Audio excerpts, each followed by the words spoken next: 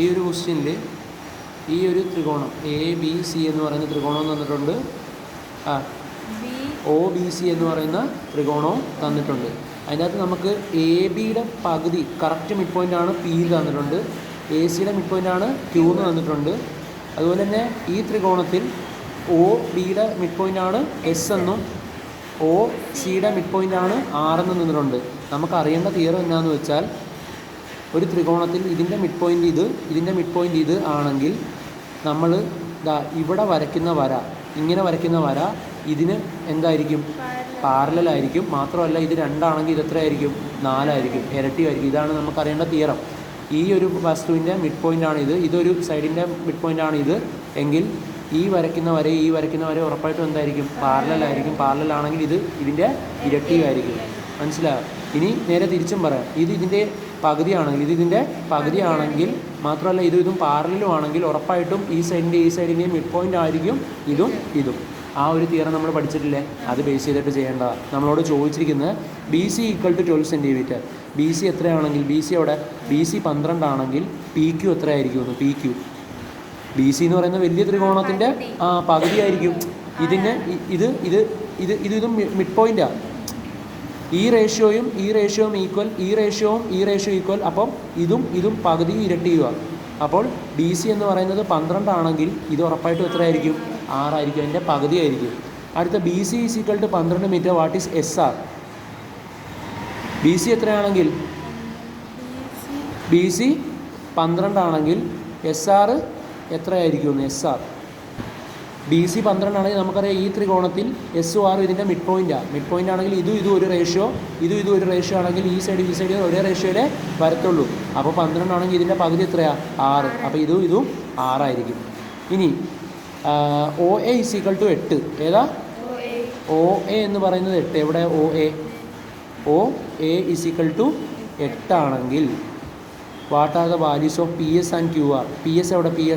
P S and Q R എവിടെ? Q ആറിൻ്റെയും ഇതാണ് ക്യു ആർ അല്ലേ? നമുക്കിത് എത്രയാണെന്ന് തന്നിട്ടുണ്ട്? 8 ആണെങ്കിൽ നമുക്ക് കണ്ടുപിടിക്കേണ്ടത് ഏതൊക്കെ? പി എസും. പി എസ് ഏതാ? പി എസ് ഏതായിരുന്നു? ഇത് പി എസും ക്യു ആറും കണ്ടുപിടിക്കണം. പി എസും ക്യു ആറും കണ്ടുപിടിക്കണം. അപ്പോൾ നോക്കിക്കേ, നമുക്ക് ഈ ഒരു ത്രികോണം കൺസിഡർ ചെയ്യാം. ഏതാ? എ ഒ ബി എന്ന് പറയുന്നത് കൺസിഡർ ചെയ്യുമ്പോൾ എ ബിയുടെ പകുതിയാണ് ഏത്? പി. എ ബിയുടെ പകുതിയാണ് പി. അതുപോലെ ഒ ബിയുടെ പകുതിയാണ് എസ്. അപ്പോൾ സത്യത്തിൽ ഇതേ പകുതി നമ്മൾ ഈ പറഞ്ഞ തിയറം പോലെയായി. അതായത് ഇത് എന്നിട്ട് നമുക്ക് തന്നിരിക്കുക പി എസ് എത്രയാണെന്ന്. പി എസ് ആണോ എ ഒ ആണോ? എ ഒ എത്രയാണെന്ന് തന്നിട്ടുണ്ട്? 8. അങ്ങനെയാണെങ്കിൽ പി എസ് അതിൻ്റെ പകുതി എത്രയായിരിക്കും? 4. അപ്പോൾ ഇത് 4. അതുപോലെ തന്നെ ഈ ത്രികോണം കൺസിഡർ ചെയ്യാം. ഇവിടെ ഒരു ത്രികോണം നമുക്ക് വരയ്ക്കാം. ഏതാ ത്രികോണം? എ ഒയും ഇതേതാ? ക്യു ആറും ഇതേതാ? സിയും. നമുക്കറിയാം എ സിയുടെ പകുതിയാണ് ക്യു, ഒ സിയുടെ പകുതിയാണ് ആർ. അപ്പോൾ നമുക്ക് പറയാം ഇത് 8 ആണെങ്കിൽ ഇത് എത്രയാണ് തന്നിരിക്കുന്നത്? 8. അതായത് നമുക്ക് എ ഒ എത്രയാണ് തന്നിട്ടുണ്ട്? 8 ആണെങ്കിൽ അതിൻ്റെ പകുതി ആയിരിക്കും ഇത്. എത്രയായിരിക്കും? 4. അപ്പോൾ ഇത് 4 ആണെങ്കിൽ ഇത് ഈ സാധനം എന്താ? പാരലോഗ്രമാണ്. കാരണം ഓപ്പോസിറ്റ് സൈഡ്സ് ആർ ഈക്വൽ ആണെങ്കിൽ മോസ്റ്റ് പ്രോബബ്ലി അതെന്തായിരിക്കും? Parallelogram. Suggest a suitable name for the P Q R S. P Q R S is a parallelogram. അപ്പോൾ നമുക്ക് ഈ ഒരു തിയറിയായിട്ട് ബേസ് ചെയ്തിട്ടുള്ള ക്വസ്റ്റ്യൻ പ്രതീക്ഷിക്കാവുന്നതാണ്. ഈ സൈഡിൻ്റെ മിഡ് പോയിൻ്റാണ് ഇത്. അപ്പോൾ ഈ തിയറി ബേസ് ചെയ്തിട്ടുള്ള ഒരു പ്രോബ്ലം നമുക്ക് പ്രതീക്ഷിക്കാം. അതായത് ഈ വർഷത്തിൻ്റെ മിഡ് പോയിൻ്റ് ഇതിൻ്റെ മിഡ് പോയിൻ്റ് അത് നമ്മളിങ്ങനെ കൂട്ടി യോജിപ്പിച്ചു. അങ്ങനെയാണെങ്കിൽ ഇത് എങ്ങനെയായിരിക്കും? പാരലലായിരിക്കും. മാത്രമല്ല ഇരട്ടിയുമായിരിക്കും. ഇത് 8 ആണെങ്കിൽ ഇത് 4, ഇത് 16 ആണെങ്കിൽ ഇത് 8. ഇതൊരേ റേഷ്യോ ആണെങ്കിൽ 1:1 റേഷ്യോ ആണെങ്കിൽ 1:2 എന്ന് പറഞ്ഞാൽ എന്താ? 1:1 സെയിം ആണെങ്കിൽ ഇത് 5 സെൻറ്റിമീറ്റർ ആണെങ്കിൽ ഇത് 5, ഇത് 5 ആണെങ്കിൽ 5. ഇവിടെ നമുക്ക് ഈ ചോദ്യത്തിൽ total cost of a pen and 2 pencil 17 rupees. Total cost of a pen and a pencil. പെന്നിൻ്റെ എന്തായിട്ട് എടുക്കാം? എക്സ്. പെൻസിൽ എന്തായിട്ട് എടുക്കാം? വൈ. അപ്പോൾ ഒരു പെൻസിലിൻ്റെയും cost of a pen and 2 pencil. അപ്പോൾ X plus 2y X plus 2y കാരണം ഒരു പെന്നും 2 പെൻസിലുമാണ്. അതുകൊണ്ട് X plus 2y equal to എത്രയാണെന്ന് തന്നിരിക്കുന്നത് 17 തന്നിട്ടുണ്ട്. അതുപോലെ തന്നെ cost of a pen and a pencil is എത്ര 13. ഒരു പേനാക്കും ഒരു പെൻസിലിനും എത്രയാ y ഈക്വൽ ടു 13. ഇത് കാണുമ്പോൾ അറിയാം നമ്മൾ എലിമിനേറ്റ് ചെയ്യാൻ പറ്റിയല്ലേ? പറ്റും. ഏതാ എക്സും എക്സും ഇപ്പം എലിമിനേറ്റ് ചെയ്യണമെങ്കിൽ എന്ത് ചെയ്താൽ മതി? മൈനസ് ചെയ്താൽ മതി. എക്സിൽ നിന്ന് എക്സ് പോയാൽ 0, 2 വൈയിൽ നിന്ന് 1 വൈ പോയാൽ 1 വൈ, 2 വൈയിൽ നിന്ന് 1 വൈ പോയാൽ 1 വൈ, 17 നിന്ന് 13 പോയാൽ 4. എത്ര? 4. സിമ്പിളായിട്ട് ആൻസർ കിട്ടി. y is equal to 4. y ആരാ? പെൻസിലിൻ്റെ വില 4. ഇനി നമുക്ക് എക്സ് കിട്ടണമെങ്കിൽ കൊണ്ട് ഇട്ട് കൊടുത്താൽ മതി. വൈയിൽ കൊണ്ട് ഇട്ട് കൊടുത്താൽ മതി. അപ്പോൾ എന്ത് വരും? X plus 4 equal to 13. 4 equal to 13, sorry x is equal to 13 minus 4. എത്ര? 13 4 കുറച്ചാ 9. അപ്പോൾ പേനാക്ക് എത്ര രൂപ? 9 രൂപ. പെൻസിലിന് എത്ര രൂപ? 4 രൂപ. മനസ്സിലായോ? ഇതുപോലത്തെ ഒരു ക്വസ്റ്റ്യൻ പ്രതീക്ഷിക്കുക. ഇത് തന്നെ ഒരു നല്ല പറയുന്നത് എന്താണ്? ഇതുപോലത്തെ, അതായത് 1 കിലോഗ്രാം ആപ്പിളിന് ഇത്രയും, ഒരു കിലോഗ്രാം ആപ്പിളിനും 2 കിലോഗ്രാം ഓറഞ്ചിനും ഇത്രയും രൂപ, 5 കിലോഗ്രാം ആപ്പിളിനും 10 കിലോഗ്രാം ഓറഞ്ചിനും ഇത്രയും രൂപ. അങ്ങനെയാണെങ്കിൽ ആപ്പിളിൻ്റെയും ഓറഞ്ചിൻ്റെയും വില എന്തെന്നുള്ളത് ഏത് മെത്തേഡാ? ഫസ്റ്റ് ചാപ്റ്ററിലത്തെ എലിമിനേഷൻ മെത്തേഡ് ഉപയോഗിച്ചിട്ട് നമുക്കിത് ചെയ്യാൻ പറ്റും. രണ്ടാമത്തെ question, perimeter of a square is 4 metre. പെരിമീറ്ററിൻ്റെ ഫോർമുല, ഇതൊരു സ്ക്വയറാണ്. സ്ക്വയറിൻ്റെ ഒരു സൈഡിന് എന്തെന്ന് എടുക്കാം? എസ്. പെരിമീറ്ററിൻ്റെ ഫോർമുല ആർക്ക് പറയാൻ പറ്റും? 4 into side. 4 into side. 2 into L plus B ഏതിൻ്റെ പെരിമീറ്ററാണ്? റെക്റ്റാങ്കിൾ. സൈഡ് ഇൻറ്റു സൈഡ് ഏതിൻ്റെ ഏരിയ? സ്ക്വയറിൻ്റെ ഏരിയ. റെക്റ്റാങ്കിളുടെ ഏരിയ എന്താ? Length into bread.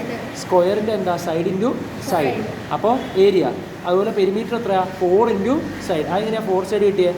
1s 2s 3s 4s. അപ്പോൾ പെരിമീറ്റർ എത്രയാണ്? 4s. 4s എത്രയാണെന്ന് തന്നിട്ടുണ്ട്? 4. 4s എത്രയാണെന്ന് തന്നിട്ടുണ്ട്? 4. അങ്ങനെയാണെങ്കിൽ എസ് എത്രയായിരിക്കും? 4/4. എത്രയായിരിക്കും? 1. സിമ്പിൾ. സൈഡ് എത്രയാണെന്ന് കിട്ടി? 1. സൈഡ് എത്രയാണെന്ന് കിട്ടി? 1. അപ്പോൾ ഈ ക്വസ്റ്റ്യനിൽ നമുക്ക് ലെങ്ത് ഓഫ് സൈഡ് എത്രയാണെന്ന് കിട്ടി? 1. ഇനി ലെങ്ത് ഓഫ് സൈഡ് എത്രയാണെന്ന് കിട്ടി? 1. നോക്കിക്കോ, ഇത് 1, ഇതെത്രയാ? 1, ഇതെത്രയാ? 1, ഇത് എത്രയാ? 1. അപ്പോൾ ഇത് 1 1 1 ആണെങ്കിൽ ഇതാണ് എന്ത്? അതിൻ്റെ ഡയഗണൽ എന്തായിട്ട് വരും? ഇത് 90 ഡിഗ്രി അല്ലേ? 90ൻ്റെ ഓപ്പോസിറ്റുള്ള സാധനത്തിൻ്റെ പേര് hypotenuse. Equal to root of base square plus altitude square. Base square എത്രയാ? 1 സ്ക്വയർ. ബേസ് സ്ക്വയർ എത്രയാ? 1 സ്ക്വയർ. ഓൾട്ടിറ്റ്യൂഡ് സ്ക്വയർ എത്രയാ? 1 സ്ക്വയർ. 1 സ്ക്വയറും 1 സ്ക്വയറും 2. So diagonal is what? Root 2. Simple question. അതായത് പക്ഷേ അപ്പോൾ അറിയണം എന്താണെന്ന്. 4 ഇൻറ്റു സൈഡാണ് എന്തെന്ന് അറിയണം? ഏരിയ ഓഫ് എ ഏരിയ അല്ലല്ലോ, perimeter of a square 4 into side ആണെന്ന് എഴുതിയിട്ട് 4 ഇൻറ്റു സൈഡ് ഈക്വൽ ടു എത്രയാ? 4. അത് തന്നിട്ടുണ്ട്. അപ്പോൾ എസ് എന്ത് വരും? 4/4 1. അതിൽ നിന്ന് സൈഡ് എത്രയാണെന്ന് നമുക്ക് കിട്ടി? 1 ആണെന്ന് കിട്ടി. അങ്ങനെ 1 ആണെന്ന് കിട്ടിക്കഴിഞ്ഞാൽ 1ഉം 1ഉം കഴിഞ്ഞാൽ ഇതെത്രയേ ഉള്ളൂ കിട്ടത്തുള്ളൂ? റൂട്ട് 2. ഏത് തിയറം വെച്ചിട്ട്? ഹൈപ്പോടെന്യൂസ് തിയറം വെച്ചിട്ട്. അടുത്തത് ഇൻ ദ ഫിഗർ ഏതാ?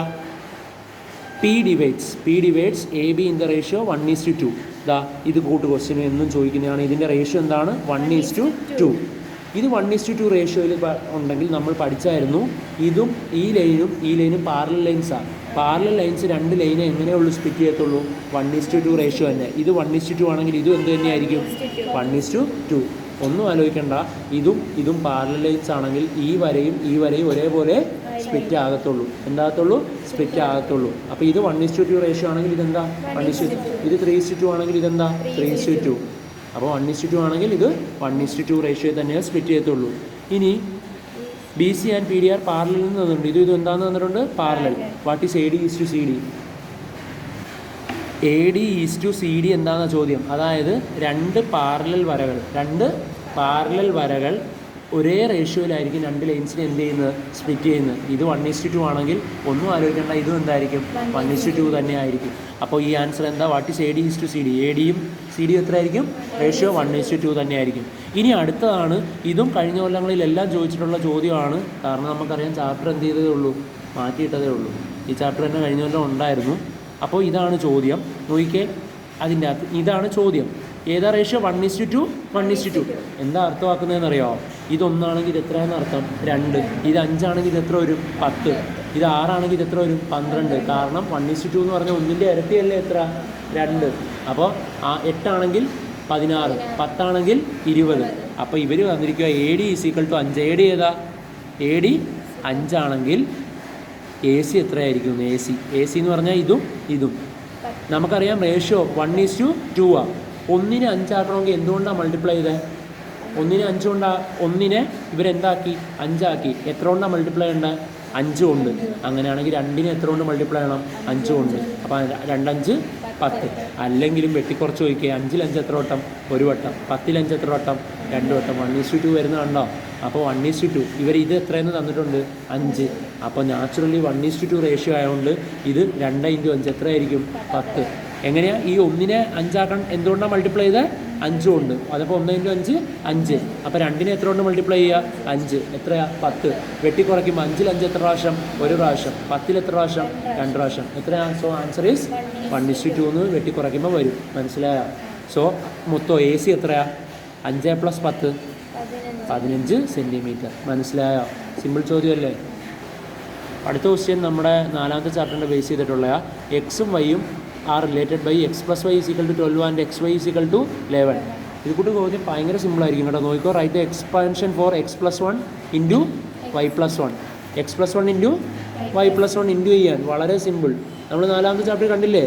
x × y, xy, x × 1 x + x, 1 × y, y, 1 × 1. So expansion is xy + x + y + 1. രണ്ടാമത്തെ ചോദ്യം find x + 1 find x + 1 × y + 1. അതായത് ഇതിൻ്റെ വാല്യൂ കണ്ടുപിടിക്കാൻ. നമ്മളിത് എക്സ്പാൻഡ് ചെയ്ത് എന്നിട്ട് വാല്യൂ കണ്ടുപിടിക്കാൻ അവർ എന്ത് തന്നിട്ടുണ്ട്? ഈ സാധനങ്ങളെല്ലാം തന്നിട്ടുണ്ട്. x + y എത്രയാണെന്ന് തന്നിട്ടുണ്ട്? 12. xy എത്രയാണെന്ന് തന്നിട്ടുണ്ട്? 11. അത് ജസ്റ്റ് കൊണ്ട് ഇട്ട് കൊടുത്താൽ മതി. ഇതേ കിടക്കുന്നു x + y. കണ്ടാ? ഇതേ കിടക്കുന്നു xy. xy എത്രയാണെന്ന് തന്നിട്ടുണ്ട്? 11. x + y എത്രയാണെന്ന് തന്നിട്ടുണ്ട്? 12. xy എത്രയാ? x + y എത്രയാ? എന്ത് സിമ്പിളാ. 11 + 12 11 12 23. 23 ഒന്നും കാണുമ്പോൾ പാടായിട്ടൊക്കെ തോന്നും, പക്ഷേ വളരെ സിമ്പിൾ കാര്യങ്ങളാണ്. ഇനി അടുത്തത് 3 equations are given below. x + y = 7, y + z = 4, x + z = 3. What is x + y + z? What is x, y and z? നമുക്ക് ഇതൊരിത്തിരി ചെയ്യേണ്ട ക്വസ്റ്റ്യനാണ്. ഒരിത്തിരി ചെയ്യേണ്ട വരുന്ന ടൈപ്പ് ഓഫ് ക്വസ്റ്റ്യൻ ആണെന്ത് ഈ ക്വസ്റ്റ്യൻ. നമുക്ക് x + y എന്താണെന്ന് തന്നിട്ടുണ്ട്? x + y = 7 എന്ന് തന്നിട്ടുണ്ട്. y + z എന്താണെന്ന് തന്നിട്ടുണ്ട്? 4. x + z എന്താണെന്ന് തന്നിട്ടുണ്ട്?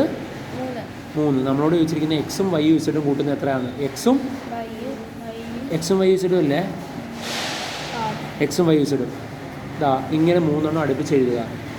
എക്സും 2x ഇതെല്ലാം ഞാൻ കൂട്ടുക. ഇത് 3 എന്ത് ചെയ്യുക?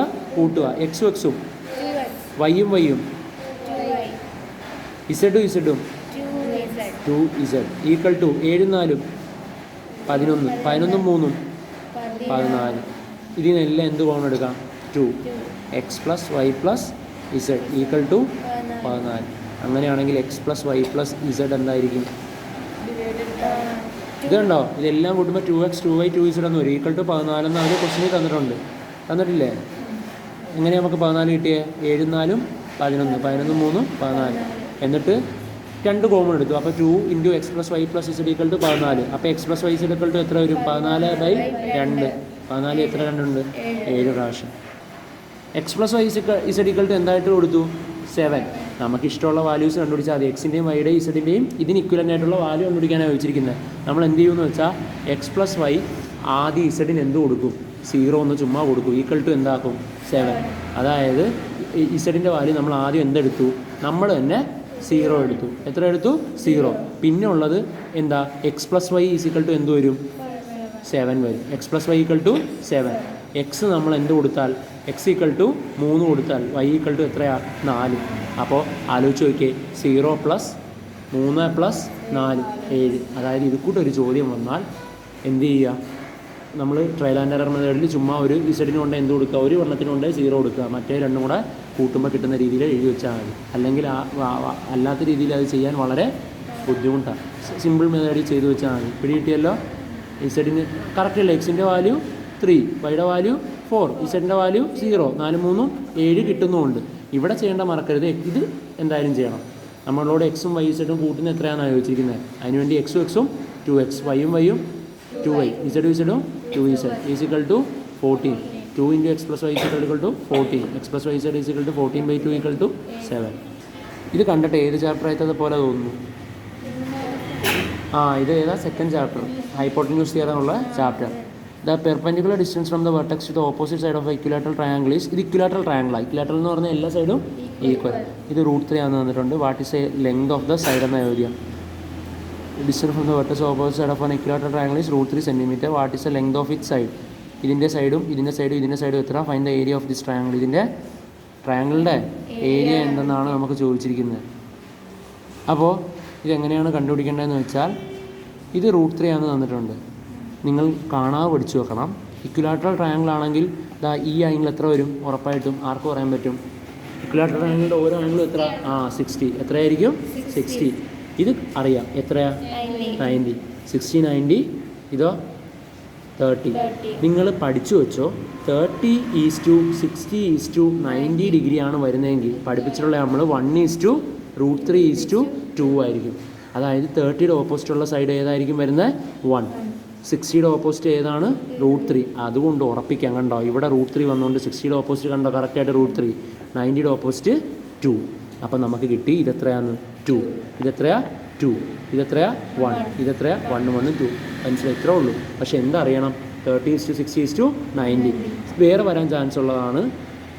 45 45 90 45 45 90 45 45 90 വന്നാൽ 1:1:√2. 90യുടെ ഓപ്പോസിറ്റ് എത്ര വരണം? √2. 45ൻ്റെ ഓപ്പോസിറ്റ് 1, 45ൻ്റെ ഓപ്പോസിറ്റ് 1. ഓക്കെ അല്ലേ? അപ്പോൾ ഇത് നമുക്ക് നോക്കിയാൽ മതി. ഇത് 2. What is the length of the side? സൈഡിൻ്റെ ലെങ്ത് എത്ര? 2. Find the area of the triangle. ട്രയാങ്കിളിൻ്റെ ഏരിയ എന്താ? Half into base into height. Half into base എത്രയാ? ബേസ് എത്രയാ? 1 ഉം 1 ഉം. ബേസ് ഇത്രയും. ബേസ് എത്രയാ? 2. ഹൈറ്റ് എത്രയാ? √3. എത്രയാ? √3. 2ഉം 2ഉം വെട്ടിപ്പോയി. 2ഉം 2ഉം വെട്ടിപ്പോയി. ആൻസർ എത്രയാ? √3 cm². സിമ്പിളല്ലേ? Half BH. തൊട്ട് മുമ്പ് നമ്മളൊരു ക്വസ്റ്റ്യൻ ചെയ്തായിരുന്നു. ഇതുപോലെയായിരുന്നു. ഇത് മിഡ് പോയിൻ്റ്, ഇത് മിഡ് പോയിൻ്റ് ആണ്. ഇതിനോട് പാരലൽ ആണെങ്കിൽ ഇത് 1:, ഇത് 1:, ഇത് 1:1 ഇതും എന്താണ്?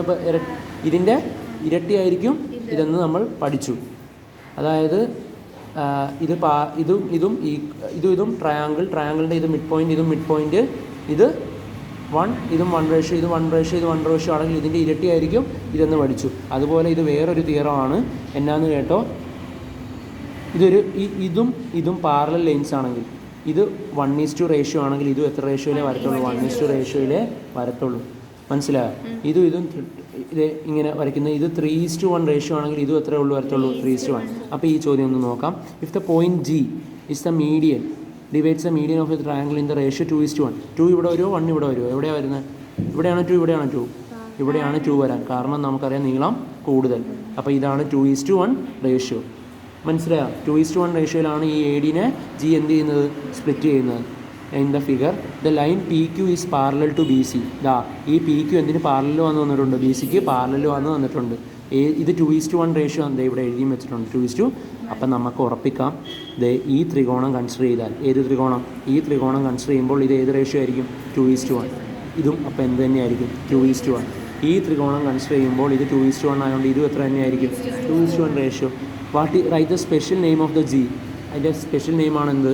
Centroid of the triangle. എന്താ? Centroid of the triangle. What is AP is to PB? AP is to PB എന്ത് തന്നെയുള്ളൂ വരത്തുള്ളൂ? 2:1 AP. കാരണം ഇതും ത്രികോണമാണ്. ഇതും പാരലൽ ആണെങ്കിൽ ഉറപ്പിച്ചോ ഇതും എന്തായിരിക്കും? Same ratio. കാരണം എന്താണെന്നറിയാമോ? 2 പാരലൽ ലൈൻസ്. ഇതും പാരലൽ ലൈൻസാണ്. മറ്റുള്ള ലൈൻസിനെ എങ്ങനെ ഉള്ളൂ സ്പ്ലിറ്റ് ചെയ്യത്തുള്ളൂ? ഒരേ റേഷ്യോയിൽ. ഇതും പാരലൽ ലൈൻസ് ആണ്. അതുകൊണ്ട് ഈ റേഷ്യോ സെയിം. ഇതും പാരലൽ ലൈൻസ് ആണ്. അതുകൊണ്ട് ഈ റേഷ്യോ സെയിം ആയിരിക്കും. If AC is equal to 27 cm. AC എത്രയാണെങ്കിൽ 20. AC എവിടെ? AC മൊത്തം എത്ര സെൻറ്റിമീറ്റർ ആണെങ്കിൽ 21 സെൻറ്റിമീറ്റർ. വാട്ട് ഈസ് AQ എന്നാണ് ചോദ്യം. ഇത് മൊത്തവും 21. നമുക്കറിയാം ഈ AQ എത്ര ഭാഗം? മൊത്തം ആ 21 സെൻറ്റിമീറ്ററിന് എത്രയായിട്ടാണ് ഡിവൈഡ് ചെയ്യുന്നത്? 3 അത് എത്ര ഭാഗമാണ് എ ക്യൂ? 2 ഭാഗം. ടോട്ടൽ ഭാഗം എത്ര? 3. 2/3 എന്തിൻ്റെയാ? 21. മനസ്സിലായോ? വളരെ സിമ്പിൾ ക്വസ്റ്റ്യൻ. ഇത് മൊത്തം 3 ആയിട്ടാണ് ഡിവൈഡ് ചെയ്തത്. എന്തിനെയാണ് ഡിവൈഡ് ചെയ്തത് 3 21. ആ 21 3 ഡിവൈഡ് ചെയ്തത് ഇത് എത്ര പാർട്ട്? 2 പാർട്ട്. ഇത് എത്ര പാർട്ട്? 1 പാർട്ട്. 2/3 ഓഫ് 21. 3ൽ 3 എത്ര വട്ടം? 21 എത്ര വട്ടം? 7 2 14. ഇതെത്ര വരും? 14. ഇതെത്ര വരും? അപ്പോൾ 7. 14 7 ആണെന്ത്? 21. വെട്ടിക്കുറച്ച് പോയിക്കോ. 17 എത്ര? 7 2. 7 7 എത്ര? 1. 2:1 റേഷ്യോ വരികയും ചെയ്യും. സോ ദ ആൻസർ ഈസ് എത്ര? 14.